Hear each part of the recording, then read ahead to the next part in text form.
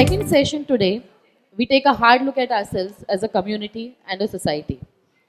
And we really assess how sensitized we are to the struggles of those we call disabled. Our second author of the day, Srilata Krishnan, brings forth the lives of people with disabilities and for those caring for them, raw and real. She is an author, fiction writer, translator, and disability rights advocate based in Chennai, whose work focuses on the intersection of disability, culture, and society. A PhD in English literature and an avid translator, she translated from Tamil into English 2 millennia worth of poetry. She is a writer in residence at the University of Stirling, at Sangam House, and Yon High Art Space in Seoul. She was a Fulbright pre-doctoral scholar at University of California, Santa Cruz. She co-curates the CMI Arts Initiative apart from hosting a writing residency in partnership with Sangam House. Srilata is also a part of the team that runs Yavanika Press, an e-publishing site specializing in poetry. She is a professor for creative writing, advanced English and translation studies at IIT Madras and an adjunct professor at Chennai Mathematical Institute. And that's not all. Her poem, In Santa Cruz, Diagnosed Homesick, won the first prize at the All India Poetry Competition organized by British Council and the Poetry Society India in 1998. She has also been awarded the Unison British Council Poetry Award in 2007 and Charles Wallace Fellowship for a writing residency in 2010. Her debut novel, Table for Four, was longlisted in 2009 for the Man Asian Literary Prize and released in 2011. Her book in discussion today, This Kind of Child, The Disability Story, is an unprecedented and deeply personal exploration of the experiences of people with disabilities and their families in India. Her work is always praised for its ability to connect with readers on a personal level and for its honest and unflinching examination of the disability experience. When she started working on the book, it was Srilata's daughter who was the protagonist. But soon she realized that there was no way she could stop with her daughter's story. There isn't a more apt moderator for this session other than Zarina Mehdi, a consulting psychologist and a mother of a son with dyslexia. She counsels children and young adults on adolescence. She counsels teachers on how to handle words better. And she counsels parents on developing deeper connections with their children. She's been a practicing psychologist for the last 15 years, and she organizes various learning sessions for students with disabilities, ADHD, and other behavioral issues. I request Zarina Mehdi to usher our author, Srilata Krishnan, on stage. Good afternoon, everyone, and please welcome. Welcome, Srilata, ma'am. I think the readers would like to know your journey into writing this book, how it came about as a mother of a child with disability, and how this journey led you to this domain of learning disability and other parents or other people with disability. It's a beautiful book where she talks to all the kind of people with the disability and people connected with those people.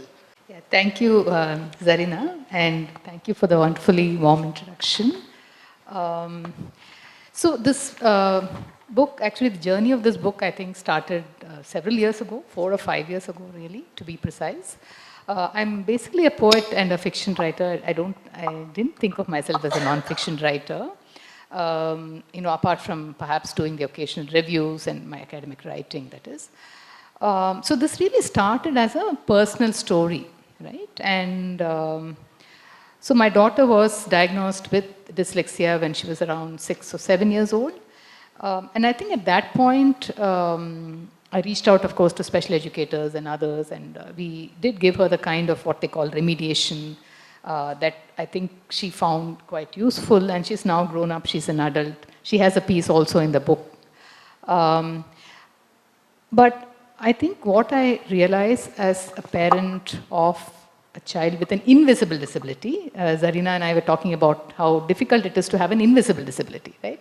So if you're sort of mobility challenged, if you're a wheelchair user, if you're visually impaired, or if you wear a hearing aid, people know that you have a disability. So it's not easy for them, but there are some allowances that I think society makes. But if you are a person with an invisible disability, that could be a mental illness, it could be maybe a learning issue, it could be a more profound intellectual disability, right? A whole spectrum of things. You might have a chronic illness, that's also a disability in a sense. That is something we don't see, right? And when you don't see something, you don't know that you have to make certain accommodations, right? So anyway, so this is, but just to say, I think all of these learnings have sort of have come to me over many, many years of just, it's actually just experiential, right? To put it very simply. In fact, going through the experience, I don't think I had the time or the mind space to step back and even think about what it meant to support my daughter in her needs, right? And I think Zarina would sympathize here because we talked about it.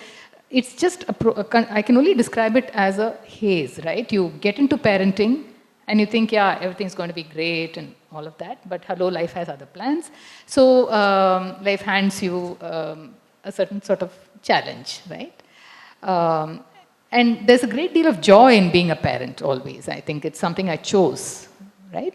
But when you have a little person in your life who's struggling and the struggles are invisible to the school system, it places a certain, I mean, it's terrible for the child. It's also difficult for the ecosystem that surrounds the child, whether it's the mother, the father, the extended families, special educators, the school system, right? So I think, so then the book, so basically I think the book sort of grew into not just my story, but the story of others in very similar circumstances.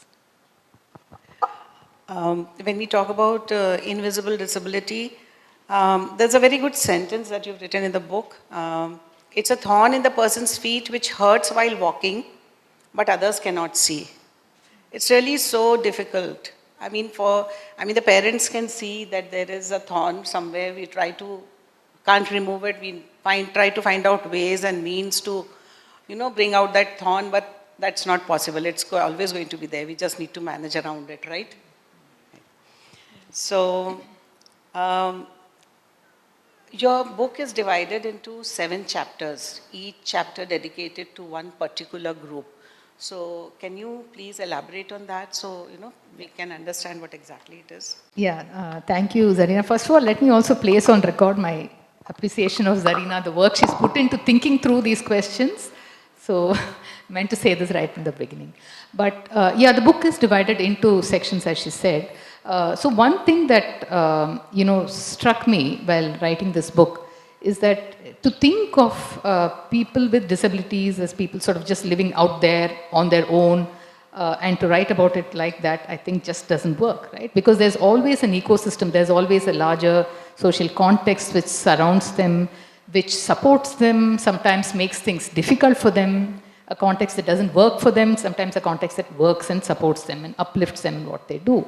And I think one of the goals for me in writing this book was to sort of capture some of that, right?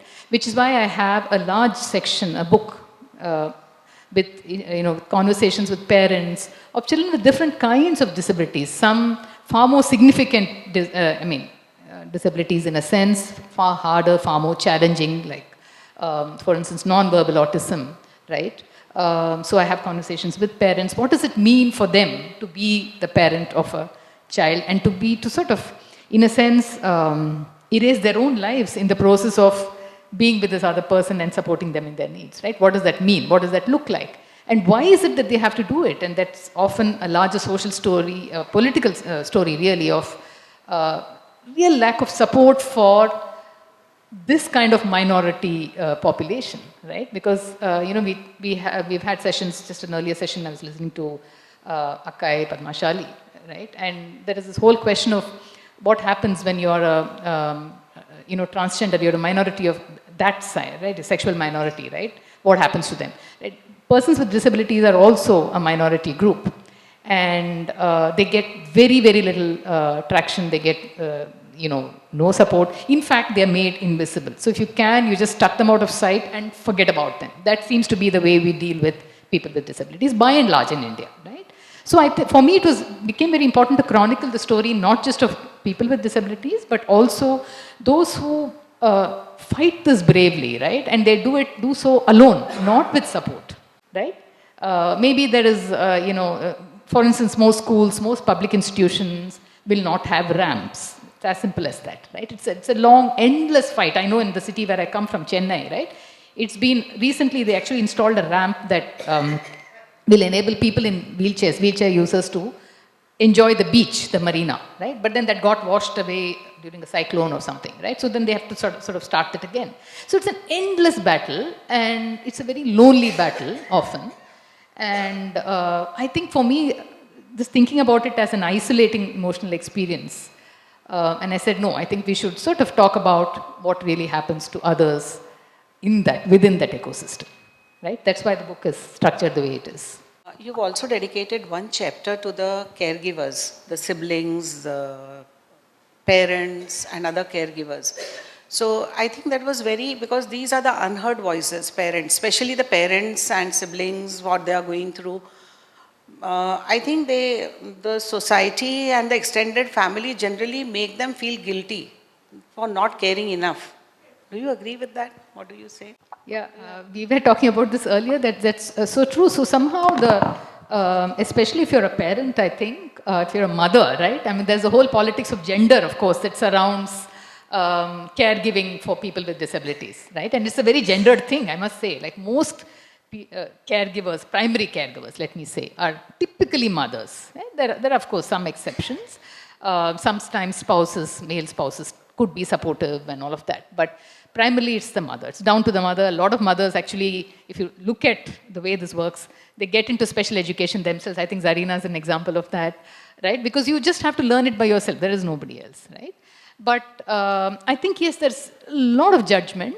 And other than just the sheer sort of difficulty of navigating your way through the system, which makes it so difficult, there is also the judgments that people make of you as a parent. Somehow you're just not doing enough, right? Your child is not enough, you're not enough. That seems to be the message that comes back to you. And over a period of time, it can just make you feel, it can just feel really bad. I'm not able to sort of articulate it beyond that, but I think it can just make you feel like a profound failure as a parent, right? However hard you're working, and you're working incredibly hard, it's an invisible battle.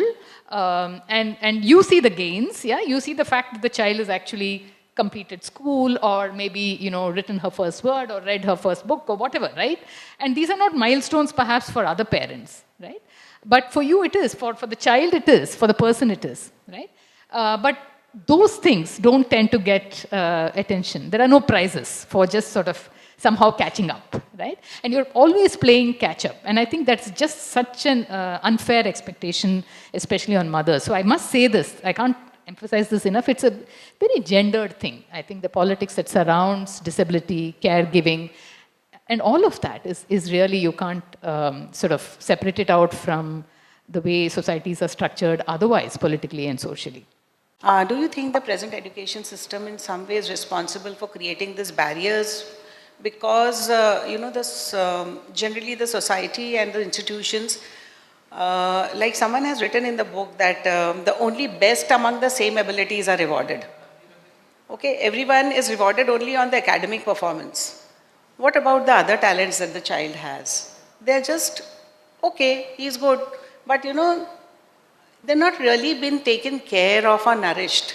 So do you think that there should be some change in the education system and some change in the paradigm shift? There should be a paradigm shift in the institutions and teachers' minds and parents, so that they can, we can nurture these kind of children? Yeah, I think so much needs to change, Zarina. I don't know where we can even begin. And also, I think the battle should not just be down to parents and persons with disabilities, which is what is happening now, right? For instance, Chennai, I know the disability scene to some extent, but they're fighting a lonely, long battle, right? Whether it is against the school system, whether it's against, public institutions and things like access to buses and transport, any of that, right? So I think it's important to take this discussion outside also, to others, to those who are, well, not in some, at least they think of themselves as somehow perennially non-disabled, which is, I think, an illusion, because we're all going to get there, we're all going to have some disability at some point in our lives.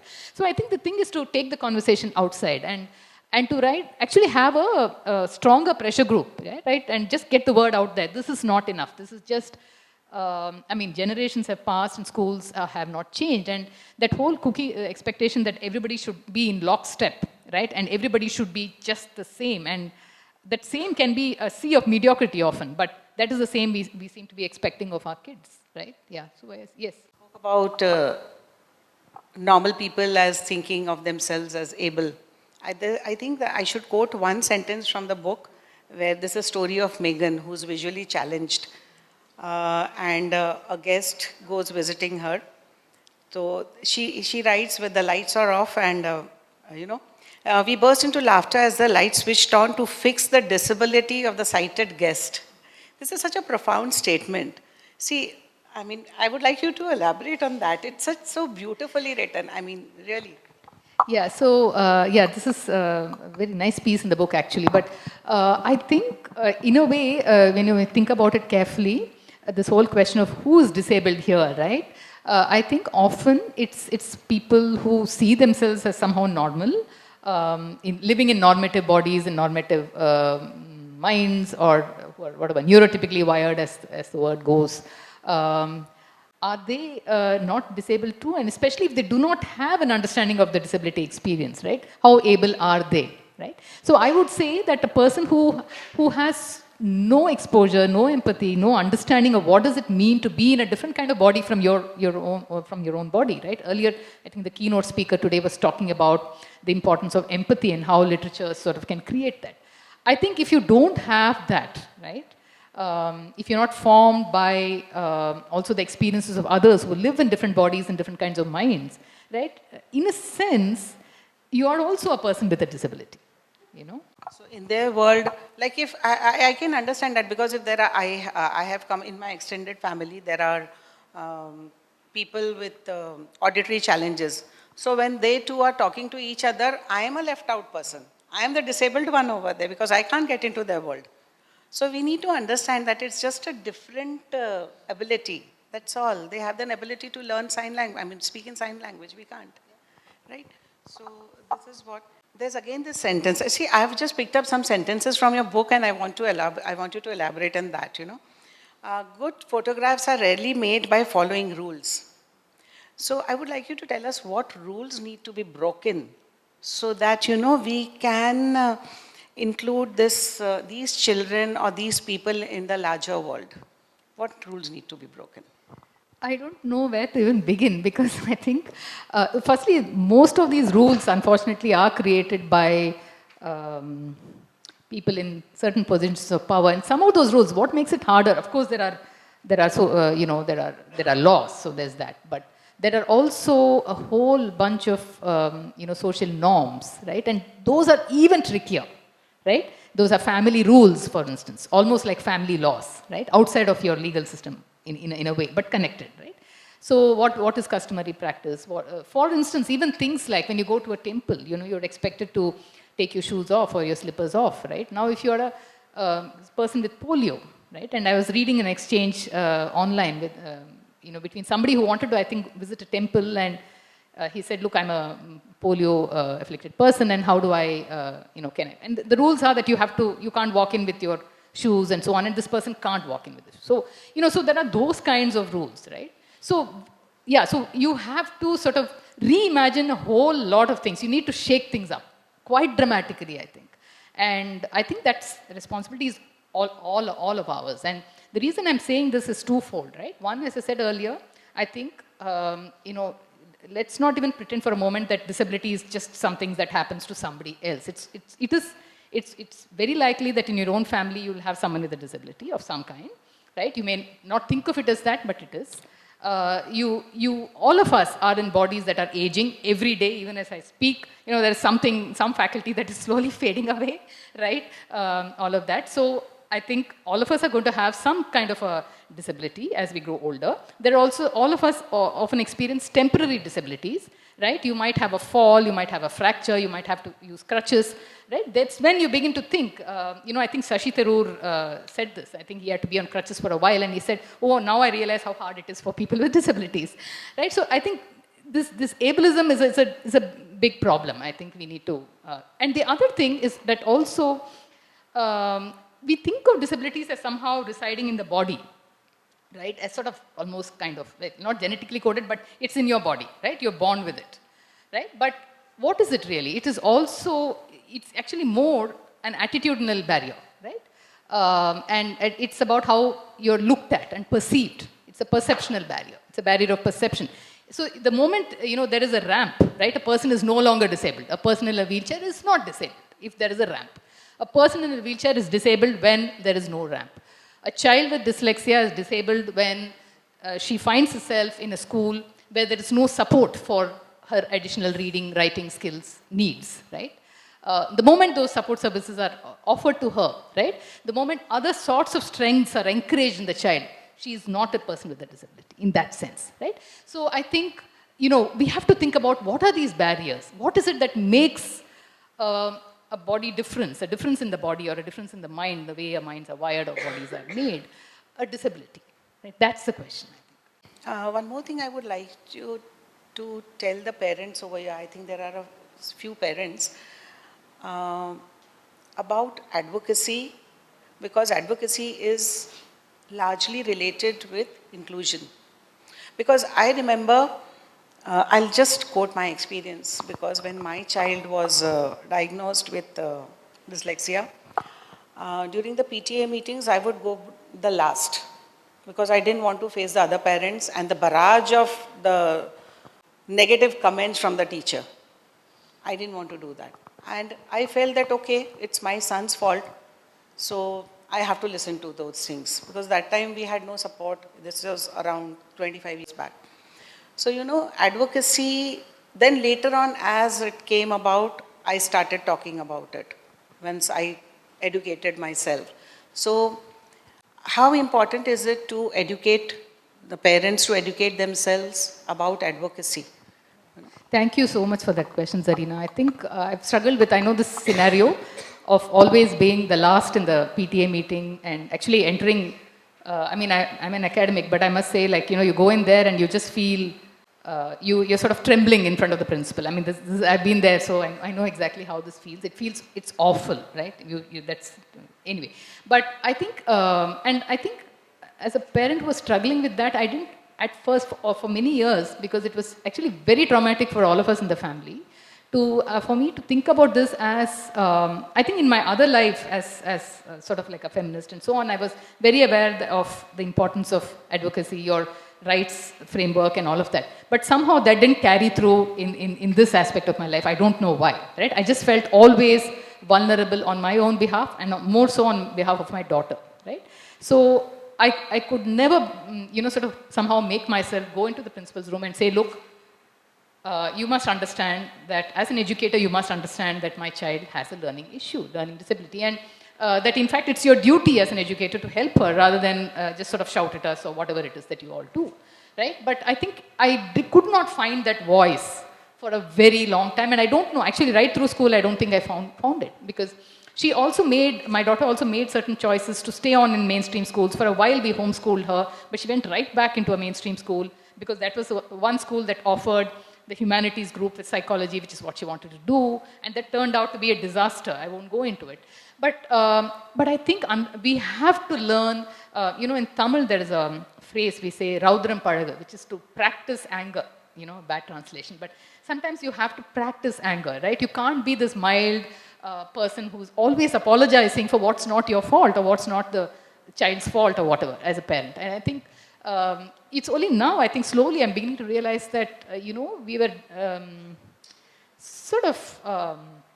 I think that we let the system get to us, right, in a way that we should not have. We should have been far prouder. I should have learnt the importance of advocacy really early on, right? So what we did was we tried our best to sort of support her in our own thing, but that was always done at on our time, at our expense.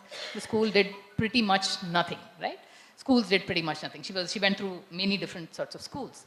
So advocacy is very important, and I think having a firm grasp of what are your rights, as a parent, as a person with a disability, and to say, look, you have to sort of follow this. This is law. This is my right. uh, it's really important. But I think there is a gap between all of us feeling confident enough to access that and to find that voice of advocacy. It was very nice. And yeah, besides parents, I think the counselors, if there are any counselors over here in school, I think they also need to advocate for the child. Because generally what happens is the counselors are a little, torn between the management and the parents. So, they really feel ki they have to make the management happy and, the management will say, you tell the parents ki take the child out of the school because, and they put the whole onus on the counselors. Ki you are the one to tell the parent ki usko, she is not able to cope up, so you have to take her. So I think the counselors also need to be a part of this advocacy. It's very important. And work on inclusiveness, including the children into the mainstream. I think that's very important, Yeah, don't you think so? absolutely agree, yeah. How important it is for parents to take up the training to educate the child? I know you have done it, Zarina, and I think I did some of it. I did sort of informally learn, how to support a child with dyslexia, that kind of a thing. But it's a lot to ask, I think, and a lot of onus to place on a parent. It's actually an unreasonable demand if you think about it carefully. And as I said, it usually happens with mothers. Not too many fathers seem to take this on, right? So I think that makes it sort of, in a sense, the expectation that then the mother becomes a sort of almost like a superwoman or whatever, right?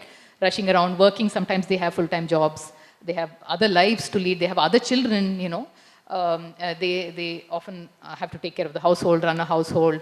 They have to take care of parents. They have to, all the pressures that all of us have, right? So you have all of that, and then here's this thing: you also have to then train yourself in special education. But it becomes like, what else do you do? Because if you don't do it, then there is nobody else that's going to do it for your child. So you step in there, right?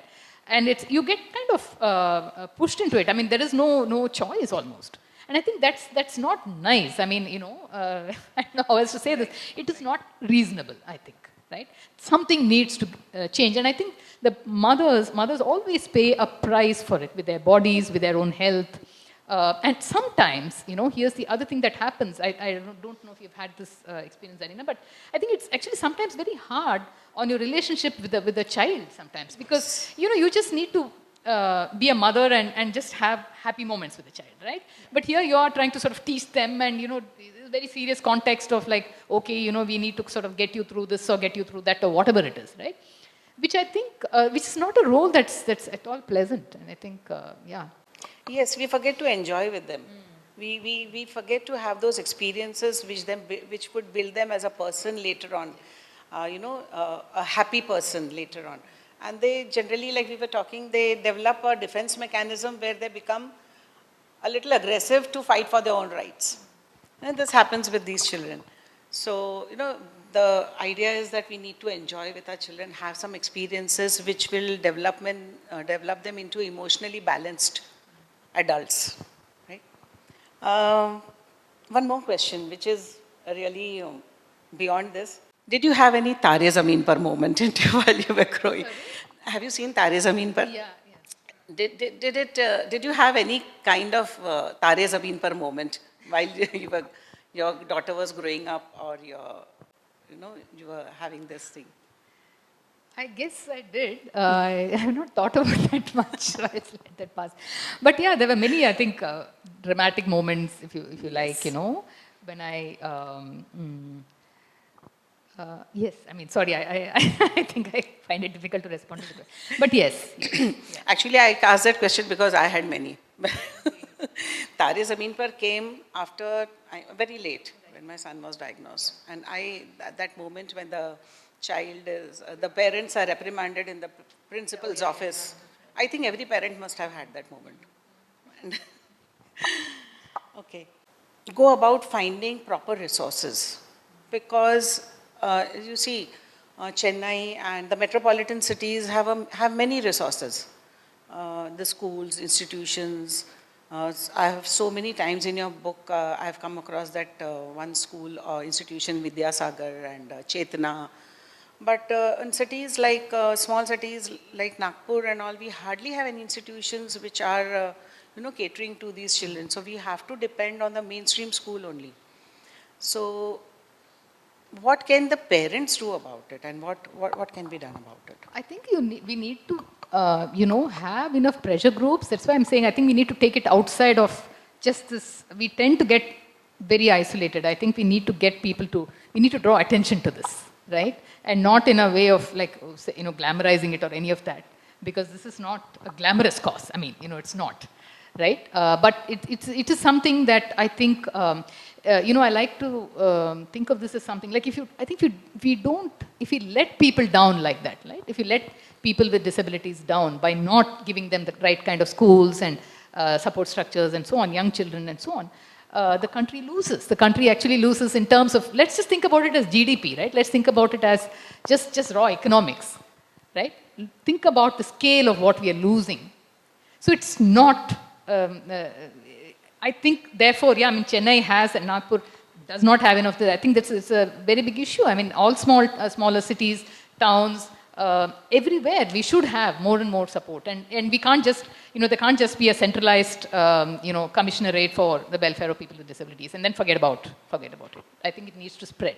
And what about labeling the child? I see, because parents are a little apprehensive about assessing the child and coming to a conclusion, a diagnosis. So is it harmful or does it show you some way?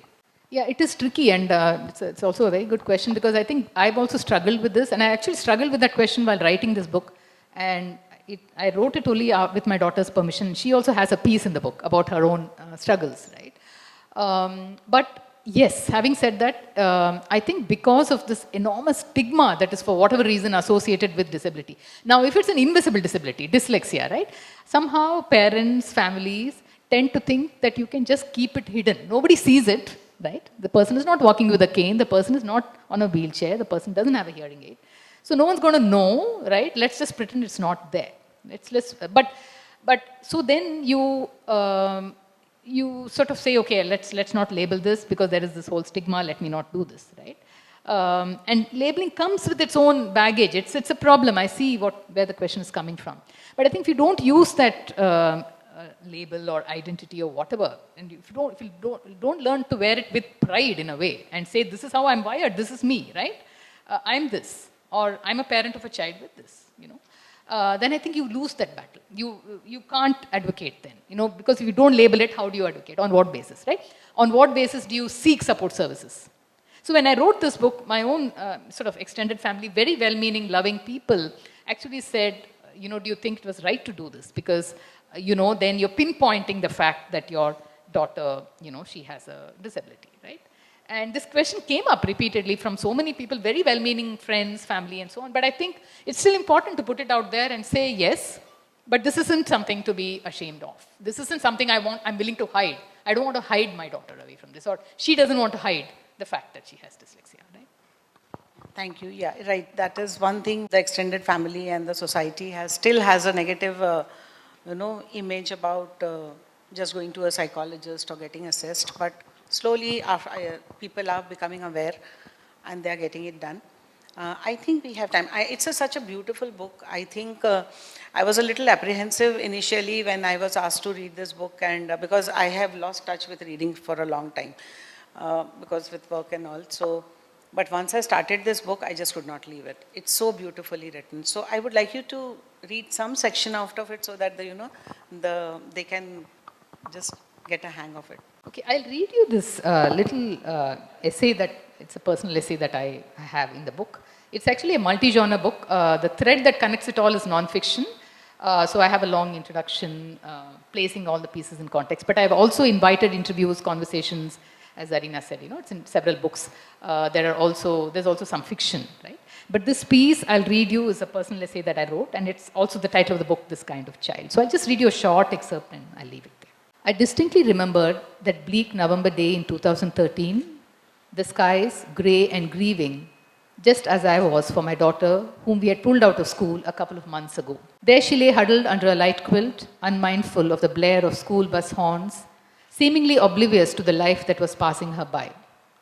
I grieved because I was convinced that she would never find her way back into the maze that counted as education. It seemed to me that she was lost and hopelessly so.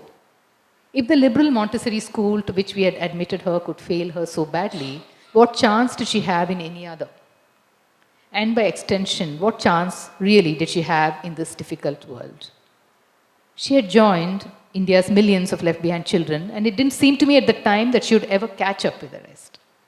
Dyslexia, or whatever it was that passed for it, had failed her. It had tripped her up.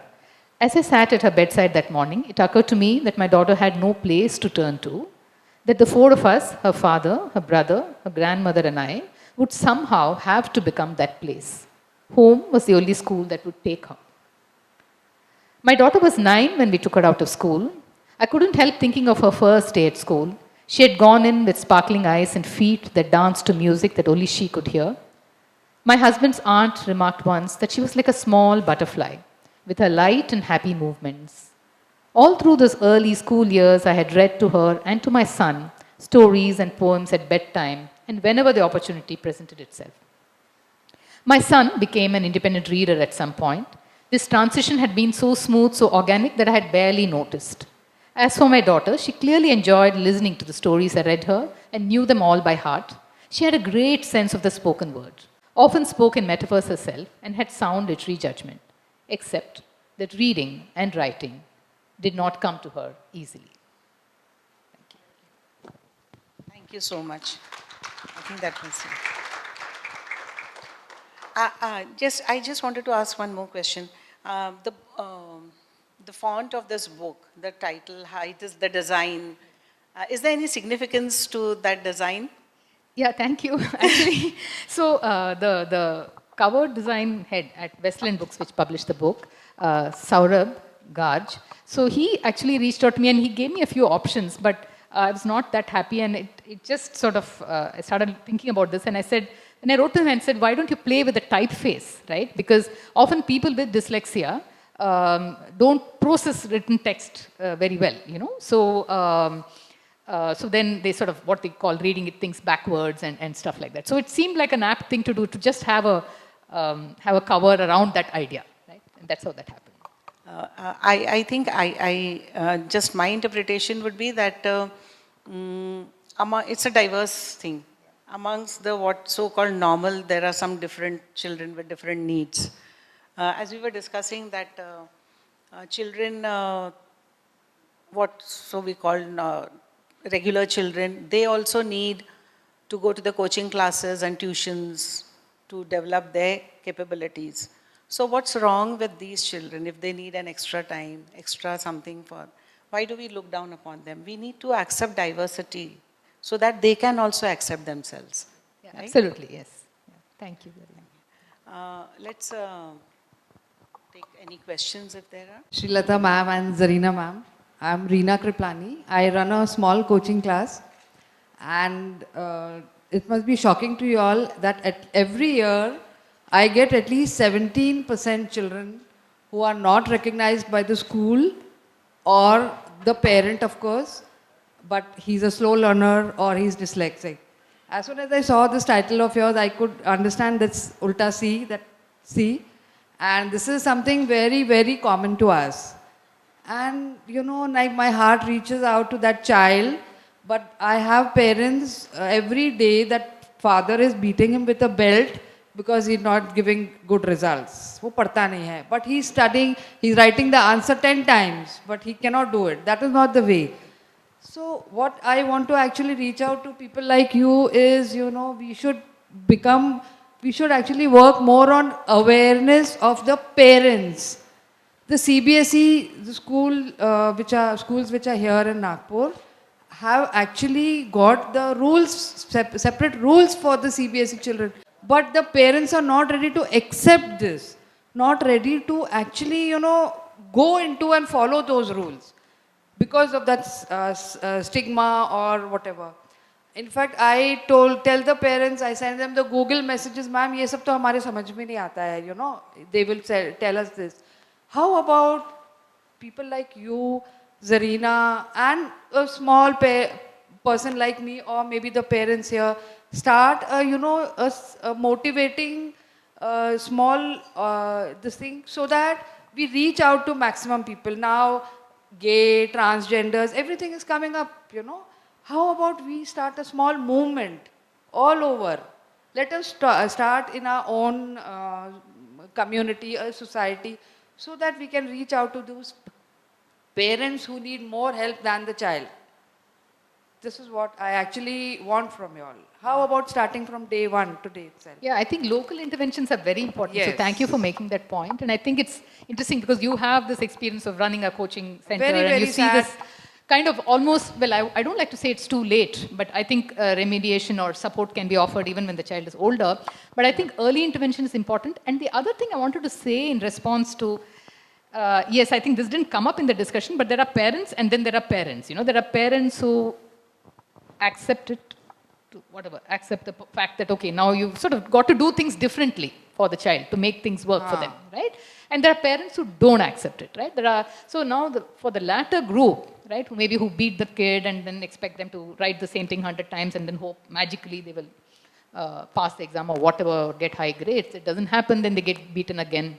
Yeah. Right? There are many things perhaps that are going on. I don't want to comment on it, but I think one thing is I feel now looking back on my own life that if I, as a parent, I think we also need some kind of counseling, you know. Yes, of course. I don't know if you call it grief counseling. I'm not a psychologist, but you know, when you have a child, you know, in my case, my daughter is adopted, and my, you know, so whatever, biological, adopted, whatever you have, I think you don't think about it consciously, but there is a timeline in your head, right? You say, okay, when the child is 1 year old, she's going to walk. When the child is 2 year old, she's going to utter her first word. Whatever. You have some kind of a thing. Somebody tells you, or your other child has done this, or your neighbor's kid has done it, or you have done it as a child, right? Or by the time the child is 3, she's going to be reading one word or whatever, right? You have a timeline. That is one thing. And you have a certain expectation or a certain kind of thing of, okay, this is what the child is going to do, and as a parent, this is what is going to be your timeline, right? By the time they are in, by the time they turn 5, they will be in grade, grade 1, or by the time they turn 10, they'll be in, or they will complete their public exams by the time they are 16, you know, something like that, right? And I think this timeline, even in my own case, right, it comes up every now and then. I'm like, okay, you know, she should be doing this, but why is she not, right? And then I have to talk myself out of that, okay? So it's not simple, and I think so somewhere, I mean, I don't like what these parents are doing to their kids, of course, but I think what we need as parents is sort of also grief counseling, because you're grieving. In fact, one of the parents that I talked to in the course of my writing this book talks about the grief that comes from, you somehow think that you're going to have a certain kind of child, that child doesn't happen. Then you have another child, right? And it's your job as a parent, your duty, not just duty, right? I don't want to use those horrible words, but what you should do as a parent is to accept that and embrace that joyously, and to take joy from that child and who she is. But that needs a certain process. That's an emotional process. And I think there is sometimes denial. There is enormous pressure from families. In India especially, we know, I don't have to tell any of you this, we know how sometimes conservative and, I mean, you want the kid to go into engineering or medicine, or you wanted them to inherit the family business and just do things in a cookie cutter way, right? So then there's terrible grief about, oh, okay, this kid is not going to do this. Maybe the kid won't even be getting married on time, right? Maybe the kid is going to not do any of the things that you thought he or she is going to do. Right? So there is going to be grief. There's going to be a little bit of grief, or a lot of grief even. At different points it will come up, right? How do you deal with that grief in a way that is mature and useful for yourself and for the person in your life? You know, I think that's the question. But yeah, it's a very, very important thing. I think we should start a movement. And I had a girl who was a juvenile diabetic. I don't know if you know. There are children who are born with diabetes.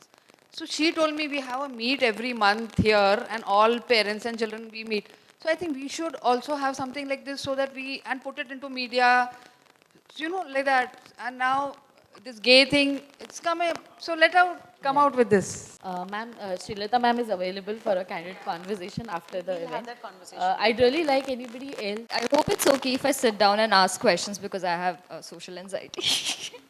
Okay, I had a couple of questions. One of my questions was, as a parent of a child with disability, what support systems did you have around you that you could access initially when you just figured out? So that is something that I really wanted to know. Yeah, thank you. So, well, I mean, the first thing is I'm fortunate, I think personally, that I have a fairly supportive, immediate family, the nuclear family, right? So there was that. Then the second thing, as Zarina said, because I live in Chennai, for whatever reason, Chennai has, it's relatively better, better endowed when it comes to special educators and so on. So I had this person I think of as an angel almost, called Nirmala Pandit, who's a senior special educator, right? Who actually did the first set of assessments, and she was the one who sort of diagnosed her as being sort of on the dyslexia spectrum. It's a spectrum, and she was actually pretty mildly dyslexic. Even that gave us so much grief, so you can imagine. Right? And but I think she was the one who sort of sat me down and said, "Look, you're a teacher, right? And you can do this. You can support your child in what she needs." And just that confidence that I remember I spent, I think, one day. Actually, I came down with a fever. Maybe it was a response to this whole whatever. Like, how am I going to go forward with this? Right? Is she ever going to be able to do all of that I thought she should do? Right? But I think Nirmala sort of did that counseling for me in her own very kind, gentle way. So I was lucky. So she was my support structure. She didn't ever teach my daughter. So I did much of that remediation or whatever it's called on my own, and it was a little difficult. But I did have that kind of hand-holding, right? So I think that I was lucky in that. Great, thank you for sharing that. Another question that I had was, as a person with dyscalculia myself, and as an adult, I realized that there was a major disservice that was done to me by the education system itself, and shame had a very major role to play in it, right? You're shamed because you don't fit the mold. So just wanted to ask, like, how did shame play a role in your story, or how was that inculcated, and how did that happen with you? Yeah, shame is a big part of it. And my daughter has told me this several times, after having failed multiple exams and multiple model tests and all of that. And the school will threaten her and say, we'll hold back your hall ticket, or, some threat, always some threat of something dire. She won't be able to give her exams, or she's not going to clear the grade, whatever, right? But I think that is the emotional truth of this experience of, especially something like maybe dyscalculia, dyslexia, and so on, is shame, right? Because you're shamed for not working hard enough, for maybe being lazy, for being stubborn, right? Because they don't see what's causing this. But how do you deal with it? I mean, that's another story that needs. I don't know, because I think of this as sort of years of accumulated trauma sometimes, that shame, the grief, and just running around not knowing what to do. This is my last question. Just wanted to check. Ma'am, I'm sorry, I won't be able to allow you another question. It's fine. She'll be here for a candid conversation down in the hall, and her book is also here. Thank you so much, Srilata ma'am. Thank you all. Thank you. I request Zarina ma'am to felicitate ma'am with a gift that has been made exclusively for her. That's really if nice. Sharvari Revatkar is here, I'd like her to come to the front. Sharvari Revatkar is an artist who is associated with Alag Angle. She was given a brief on the book, and she's made the painting based on the book, especially for you.